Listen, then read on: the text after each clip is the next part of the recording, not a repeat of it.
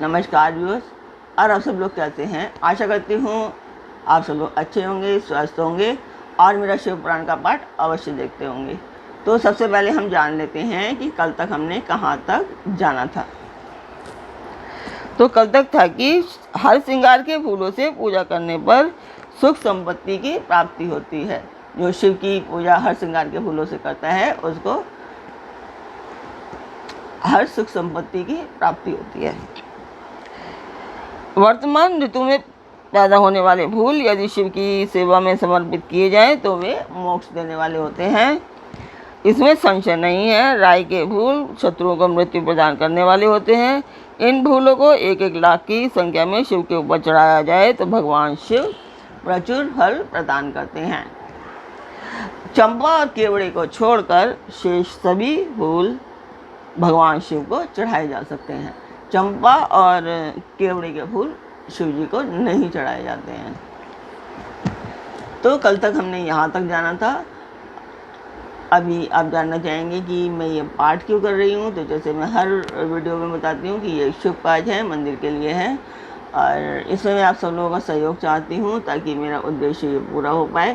तो सब्सक्राइब कीजिए, लाइक कीजिए और शेयर कीजिए और अपने परिवार और मित्रगणों से भी सब्सक्राइब एंड शेयर करने के लिए कहिए।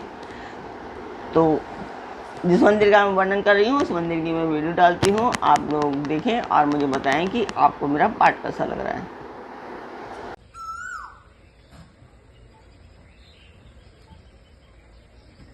तो मंदिर की वीडियो आपने देखी, आपको मेरा पाठ कैसा लगा कमेंट बॉक्स में मुझे अवश्य बताएं।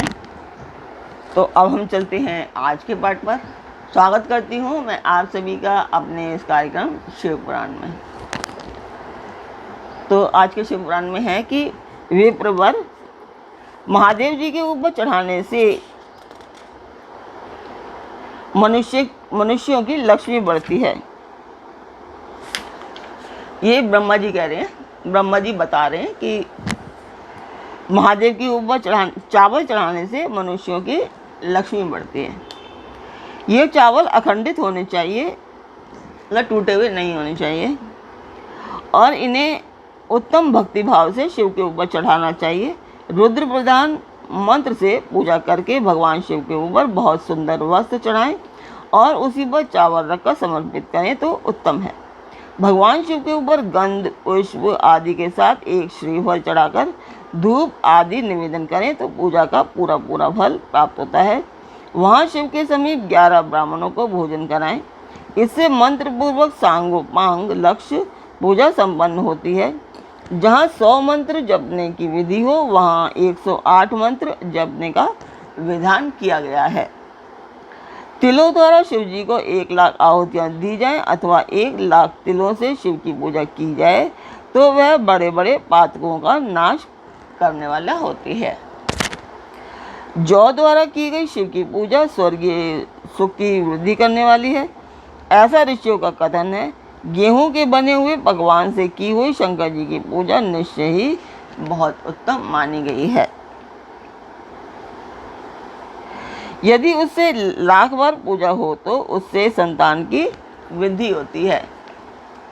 यदि मूंग से पूजा की जाए तो भगवान शिव सुख प्रदान करते हैं। प्रियंगु यानी कि कंगनी द्वारा सर्वाध्यक्ष परमात्मा शिव का पूजन करने मात्र से उपासक के धर्म अर्थ और काम भोग की वृद्धि होती है तथा वह पूजा समस्त सुखों को देने वाली होती है। अरहर के पत्तों से श्रृंगार करके भगवान शिव की पूजा करें। यह पूजा नाना प्रकार के सुखों और संपूर्ण फलों को देने वाली है। मुनि श्रेष्ठ, अब फूलों की लक्ष्य संख्या का तौल बताया जा रहा है, प्रसन्नता पूर्वक सुनो।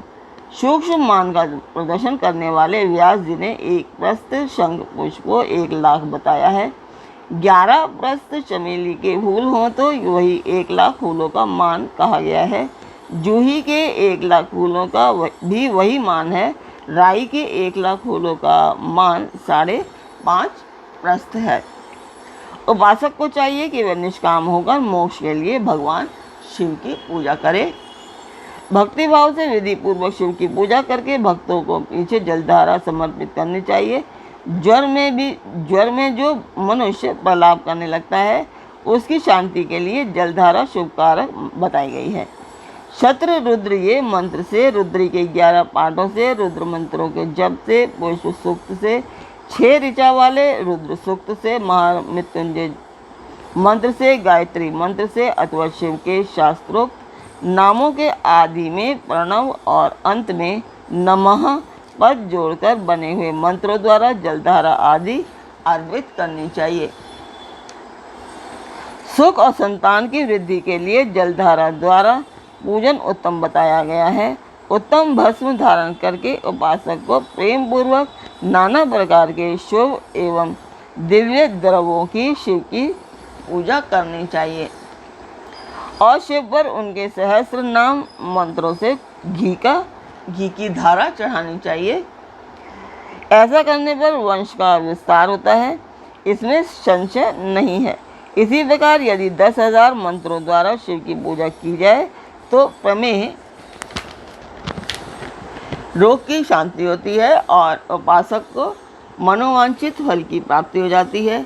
यदि कोई नपुंसकता को प्राप्त हो तो वह घी से शिवजी की भलीभांति पूजा करे तथा ब्राह्मणों को भोजन कराए। साथ ही उसके लिए मुनीश्वरों ने प्रजापत्य व्रत का भी विधान किया है। यदि बुद्धि जड़ हो जाए तो उस अवस्था में पूजक को केवल शर्करा मिश्रित दुग्ध की धारा चढ़ानी चाहिए। ऐसा करने पर उसे बृहस्पति के समान उत्तम बुद्धि प्राप्त हो जाती है। जब तक 10,000 मंत्रों का जप पूरा ना हो जाए तब तक पूर्वोक्त दुग्ध धारा द्वारा भगवान शिव का उत्कृष्ट पूजन चालू रखना चाहिए। जब तन मन में अकारण ही उच्चाटन होने लगे, जी उचट हो जाए, कहीं भी प्रेम ना रहे, दुख बढ़ जाए और घर में सदा कलह रहने लगे, तब पूर्वोक्त रूप से दूध की धारा चढ़ाने से सारा दुख नष्ट हो जाता है। सुवासित तेल से पूजा करने पर भोगों की वृद्धि होती है। यदि मधु से शिव की पूजा की जाए तो राज यक्ष माँ का रोग दूर हो जाता है। यदि शिव पर ईख की रस का धारा चढ़ाई जाए तो वह भी संपूर्ण आनंद की प्राप्ति कराने वाली होती है। गंगा जल की धारा तो भोग और मोक्ष दोनों फलों को देने वाली है। ये सब जो धाराएं बताई गई हैं इन सबको मृत्युंजय मंत्र से चढ़ाना चाहिए। उसमें भी उक्त मंत्र का विधानतः 10,000 जप करना चाहिए और 11 ब्राह्मणों को भोजन कराना चाहिए। तो आज का पाठ मैं यहीं पर पूर्ण करती हूँ। आशा करती हूँ कि आपको मेरा पाठ अच्छा लगता होगा और आप सब्सक्राइब एंड शेयर अवश्य कर रहे होंगे। तो कल फिर मिलते हैं एक नए पाठ में, एक नई उमंग, एक नई तरंग के साथ। तब तक के लिए आज्ञा दीजिए। ओम नमः शिवाय।